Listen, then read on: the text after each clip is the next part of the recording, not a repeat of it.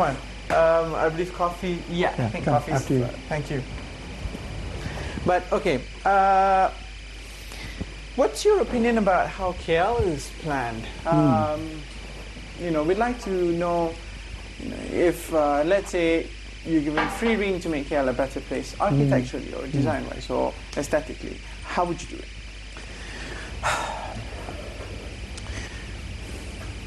One of the problems that Kuala Lumpur is experiencing is because it grew organically, grew naturally. It's not a very planned city, like, say, for example, Putrajaya. That the modality of life in the time that it was created suggested the narrow roads and the narrow spaces, because in those days no one could conceive of a world where every person comes to work by car and everyone and the size of the city that it's grown to. So as a result, Kuala Lumpur has become congested because of the new modality of living. The only solution that I can see to make Kuala Lumpur more livable is to reduce the traffic problem in Kuala Lumpur. Imagine the streets that you drive around here having half as many cars or a quarter as many cars, and much wider pedestrian walkways, much more landscape, much more trees, much more sitting areas, lighting, and all the other aspects of civic infrastructure that you will see in more developed countries. The only way to achieve that, though, is to reduce the car. And that only way to do that is with public transport. Until we invest more in underground and what they call a BTA, a bus transit system, the BTS, our city is going to never achieve its full beauty and full potential. So I think we have to get that right. Everything else is minor compared to that.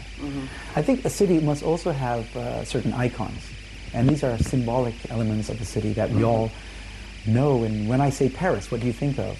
When I say London, you think of the Big Ben. When I say Paris, you think of the Eiffel Tower, and Sydney, the Opera House. And I can go on. So Kuala Lumpur must also have its icons, which it fortunately does.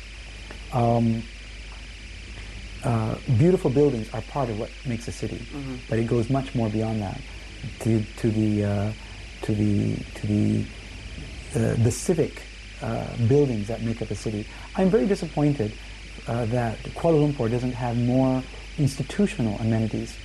If you go to London, you have a choice of 30 museums to go to, 35 galleries of art, and these are not places which sell art. These are places which you go just to enjoy the art. Nothing's for sale. Opera houses and theaters, and we lack this in Malaysia because there's so much emphasis on new and development. On that projects need to be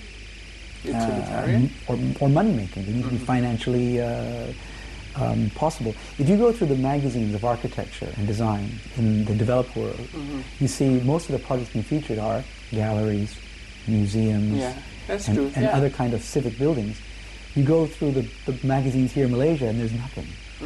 Everything's another condominium, another office building, another hotel, apartment. And I think that's what Kuala Lumpur also lacks. We need to do more of that. Right. So we need to address the problem of the need of humanities. Yes. How do you propose we do that? Well, to simply knock on the doors of Putrajaya and say, look, this is what is needed, is not going to happen. I don't have a solution to it. All I know is that it is something that we lack. There needs to be more philanthropy, perhaps. Many of the museums and galleries and so on, theaters that you see in other countries are actually built by public funds. I mean, the public, not government funds. In the UK, it's a lottery. But I think this is one way we should approach it, through public funds, if not the government providing some support or subsidy. What do you think is the way forward for buildings in KL? Okay, first and foremost, a friend once asked me, don't you think that, there is an oversaturation in KL of condominiums and living spaces?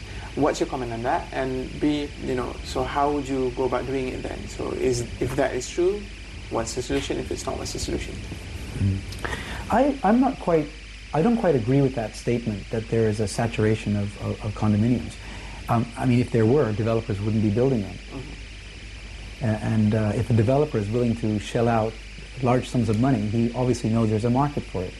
And if you look at, for example, areas like Damansara Heights or Bangsar, KLCC obviously, you'll see that the occupancy rates of condominiums here is actually pretty high. People want to live in places where they have access to infrastructure, facilities, transportation, very important. They want to know they can get around very easily. So I disagree with you. I think that there is not an oversupply of condominiums. Maybe in certain places, but that will be temporary as the market demands come up to meet them. Malaysia is a growing country. We have a very fast growing population. And there isn't going to be enough land for everyone to have a home, or a terrace house even, So high-rise living is really the only solution. And here's the interesting thing. High-rise living is actually lower energy cost per person than building a home, than landed properties. Because a certain number of people are squeezed into a vertical element occupying a certain footprint of land. Of course, there's other aspects to the energy gain. It's not just the vertical living, it's about how efficient that building is in terms of its energy consumption. But generally speaking, living vertically is more efficient than living horizontally from the energy point of view. And the way forward, do you think we are ready to have greener buildings and greener environments? Absolutely. How are you harnessing it? Yeah. We were already very much invested in environmentally sustainable buildings well before the whole trend or fashion of it has arrived. Buildings we were designing 20 years ago already had the fundamental concepts of energy efficiency built in. So with this new big movement, sexiness. For us it was just an evolution of our own work. But the manifestation of green building features is more pronounced now. Why? Because people want to see it. It's not just that it's there. They want to see it there. Okay? So we're more expressing now these things. We're showing off what was already in the buildings in the past.